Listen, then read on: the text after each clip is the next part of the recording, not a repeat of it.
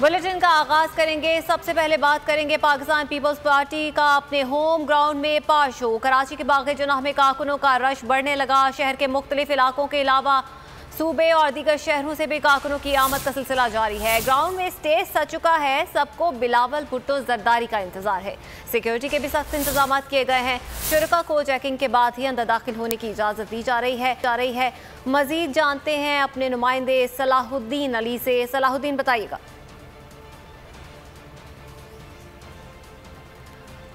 सलाहुद्दीन से भी जानेंगे। इरशाद इस वक्त जलसे में मौजूद हैं, वहाँ की क्या सूरत हाल है ये जानेंगे उनसे। इरशाद, बताइएगा क्या लग रहा है, आज कोई बहुत बड़ा जलसा है?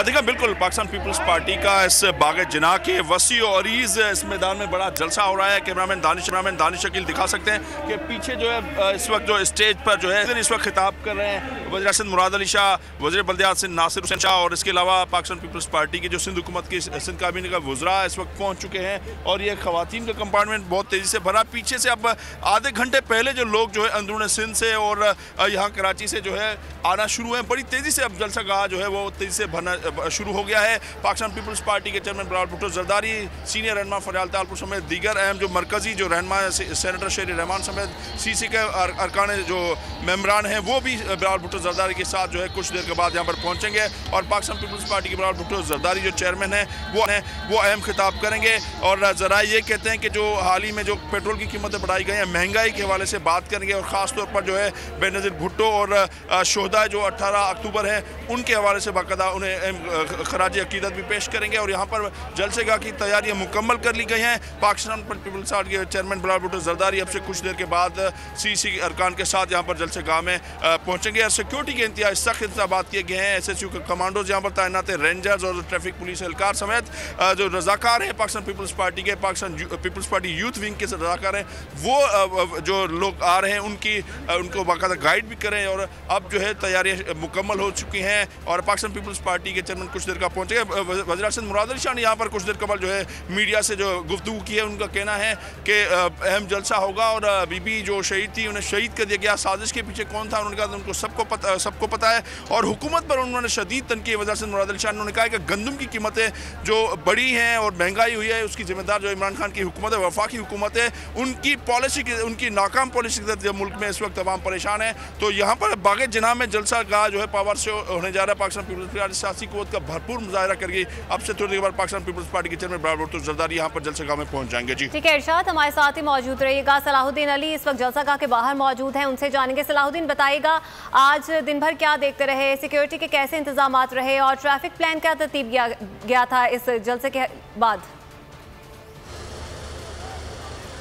हाँ जी, बिल्कुल जो है पीपल्स पार्टी की जानिब से आज एक पावर शो किया जा रहा है। इस सिलसिले में मैं इस वक्त मौजूद हूँ इंट्रेंस पर, जहाँ पर शुरका की आमद का सिलसिला जारी है।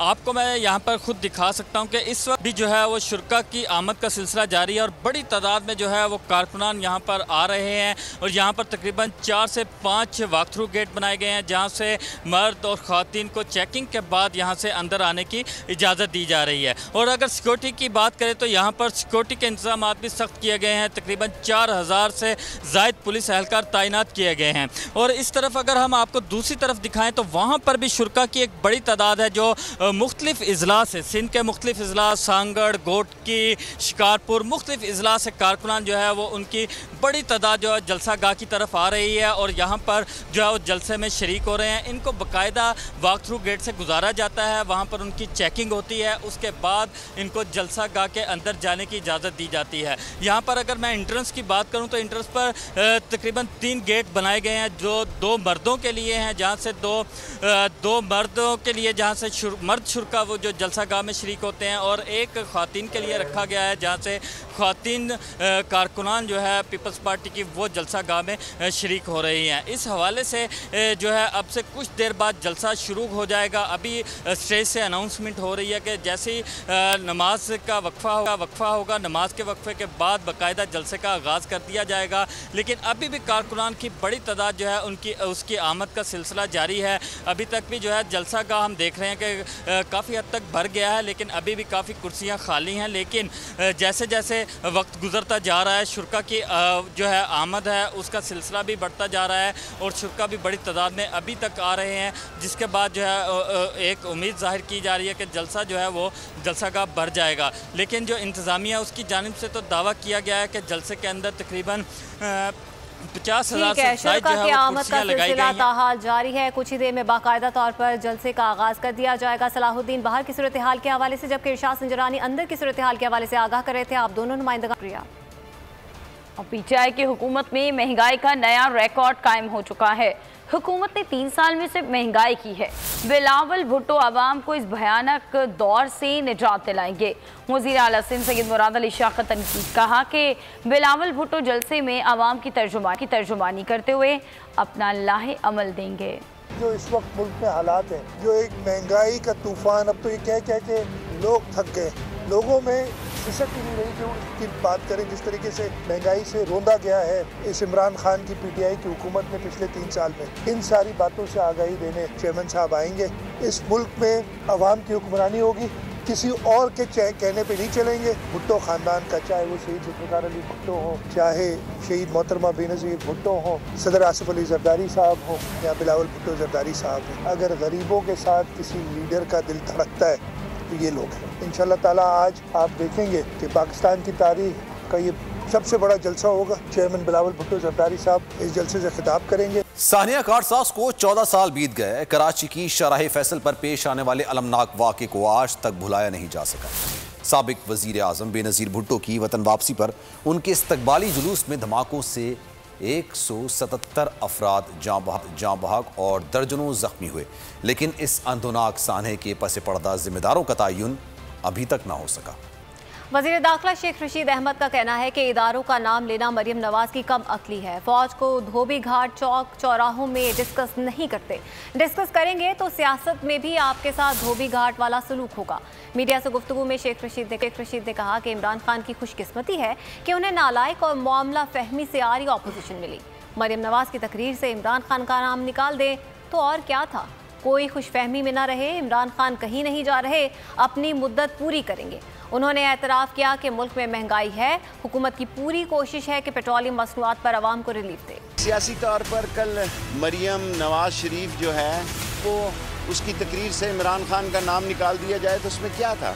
वो इमरान खान की उल्टी गर्दान पड़ रही थी और कह रही थी कि नवाज शरीफ खून के आंसू रो रहा है। भाई मैं सुबह सवार वाले दिन मिनिस्ट्री खुलती है तो इजाज़त देता हूँ, अगर खून के आंसू रो रहे हैं तो जिस दिन 24 घंटों के अंदर, और ये उनके लिए बेहतर वक्त है, फिर अल्लाह को पता है, क्योंकि वो वहाँ लंदन जाके जिस तरह वो प्लान होकर लंदन गए तो वहाँ उनको खून के आंसू रोने की कोई ज़रूरत नहीं है। कल धोबी घाट में फ़ौज को डिस्कस किया। जब आप फ़ौज को इस तरह चौकों और चौराहों में और धोबी घाट और मोची दरवाजे में डिस्कस करेंगे तो फिर याद रखना सियासत में भी आपके साथ धोबी घाट वाला सलूक होगा। आप अब कोई सियासी अखाड़ पिछाड़ करके जोड़ो कराटे करके अपनी सियासी कब्र खोदेंगी। पिछले दिसंबर में आपने कहा था अस्सलाम वालेकुम कि इमरान खान जा रहे हैं, कल आपने फिर कहा कल गए, कहीं नहीं जा रहे। और ये इमरान खान खुशकिस्मत है कि उसको ऐसी नालायक नकम्मी निकट्ठू मामला फैमिली से कि उसमें सलाहियत नहीं, वो दीवार के पीछे देख नहीं सकते।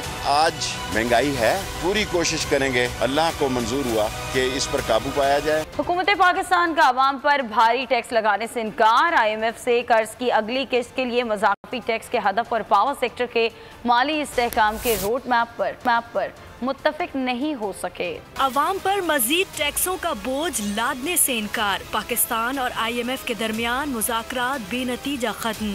$1 अरब के कर्ज की अगली किस्त के लिए पाकिस्तान और IMF के दरमियान 4 से 15 अक्टूबर तक तफसीली मुज़ाकरात हुए और IMF ने बिजली और पेट्रोलियम मसनूआत की कीमतों में इजाफे और 525 अरब रुपए से ज़ायद के इजाफी टैक्स लगाने पर जोर दिया। पाकिस्तानी वफ़द ने शराइत तस्लीम करने से इनकार कर दिया।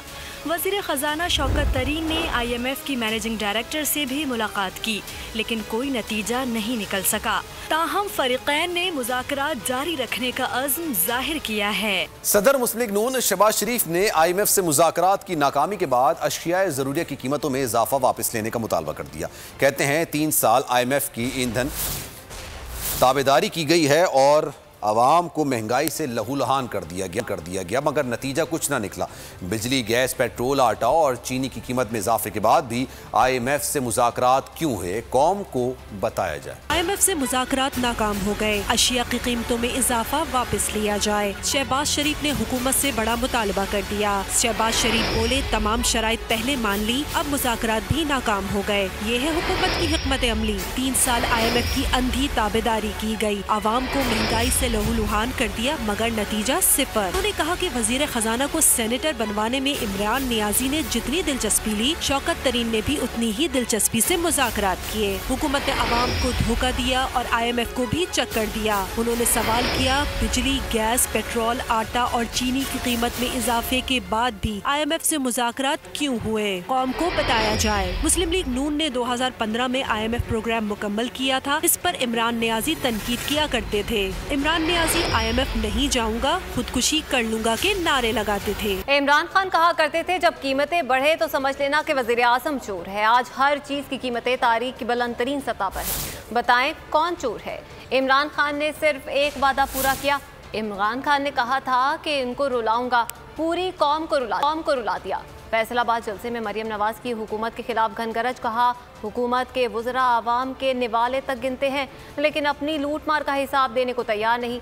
मौलाना फजल रहमान ने भी हुकूमत को आड़े हाथों लिया, बोले तुमने सबको चोर कहा, खुद तोहफे की घड़ियां तक बेच दी। हुक्मरानों का एहतसाब का ड्रामा खत्म हो चुका, अब PDM इनका एहतसाब करेगी और कैफरे किरदार तक पहुंचाएगी।